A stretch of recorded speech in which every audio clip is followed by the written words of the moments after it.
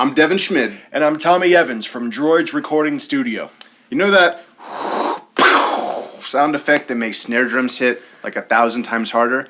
Well, I'm excited because today we're doing that. Intro.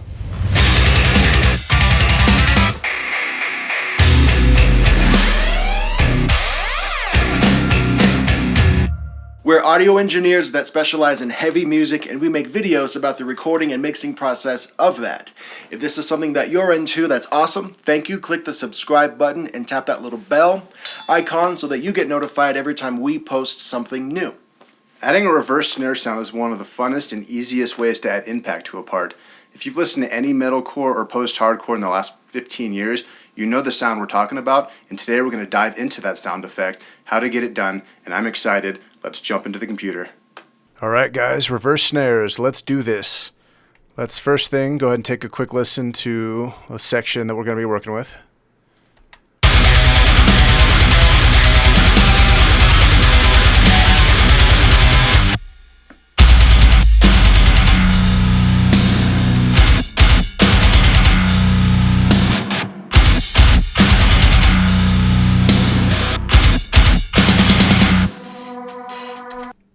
All right, let's pretend a client wants a reverse snare on this last hit here. I'm going to show you what I would do. We are working on Cubase 8 today. However, this method should apply to any DAW. So I already have this snare mixed the way I like it for the breakdown, i.e. it hits hard and it's got a lot of verb. It's got a lot of boom. So I'm going to export it as it is.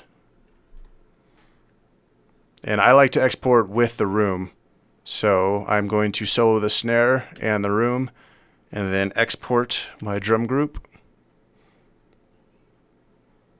It's export as a wave, and I'm going to have it import into my project.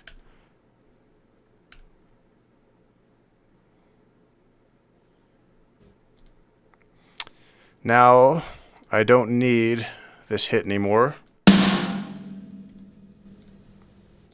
because it is in the project. I don't need it twice. So I will put this to my master and we can start working. Delete all these extra hits. All right, so now we should be exactly where we were before, except for now we have this bounced away file.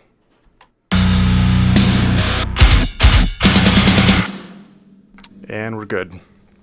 All right, so that sounds good, that snare hit.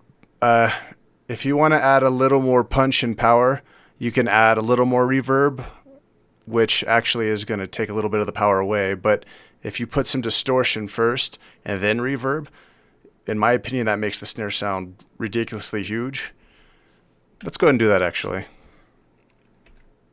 I'm just going to go with the stock distortion. Let's loop this and kind of jam it for a sec.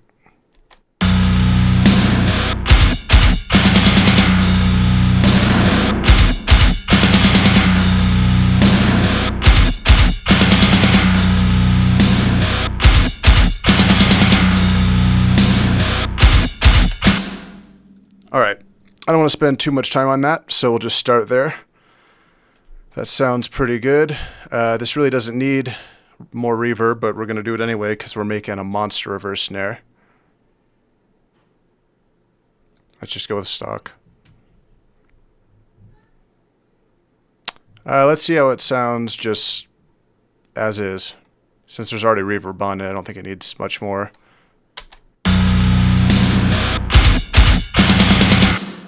All right, that's cool. Sounds big. Let me turn it up a little bit.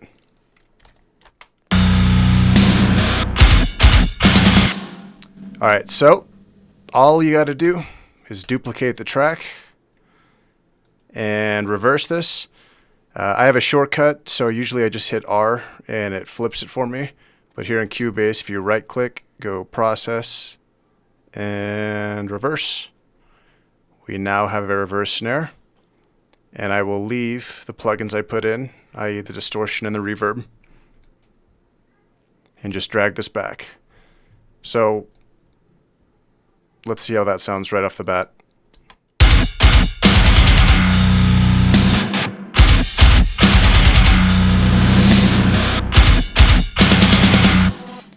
Sounded pretty good. You can kind of hear the snare, this little gap here. It kind of sounds like a double hit, like a flam. If you want it like that, that's cool. Go ahead, do whatever you want. But I personally don't like to leave that. I usually do one of two things. I either cut off the top of the reverse snare and scoot it up, make it sound a little smoother. And that sounds like this.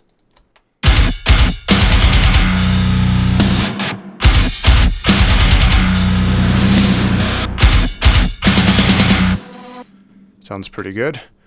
Or if I undo what I just did, Cubase has this little track offset right here.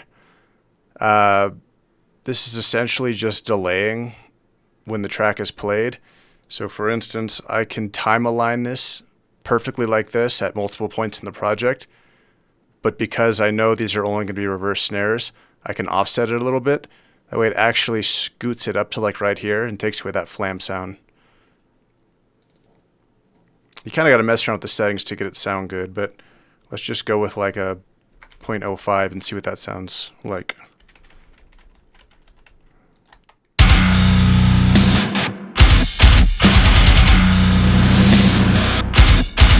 Still heard that flam. Let's try 0.10.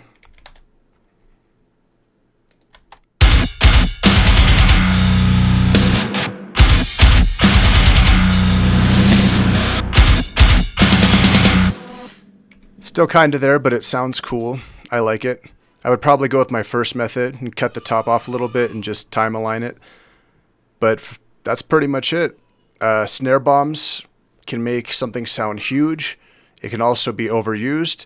So don't blow your project up doing these, but situationally these are awesome. I hope you can take your mix to the next level, start utilizing these today, and that's all. So there you go. That's the secret. I hope you liked this one. Question for you. Have you been using this effect already? Let me know. If you haven't and you're going to start using this effect now because of this video, that's awesome. I'm happy for you. Send me that song that you use this effect in. I'd love to hear it. And also, we love making videos like this. If there's a specific effect that you've been trying to learn how to do but couldn't find a way, let us know on the low end so that we can tell you how to do it. We want to make videos that show you how to do what you want to do. If you want your music mixed by us here at Droids Recording Studio, hit up any of the links in the low end, and we look forward to chatting with you. Until next time, always use your blinker and change your strings. Your bass strings too. If you want your art... No. Boo! I wasn't done yet. Oh wait, no, I was done. So that, why? We love making these videos. If you need help with something, let me know so that we can do it. Okay. I may be making a dumbass face for your first couple words. How did I forget what was next already? Droids Recording Studio, hitty up. Hitty up. Hitty up, hitty up, hitty up. If you want your music If you want your music mixed by us. Okay, all right.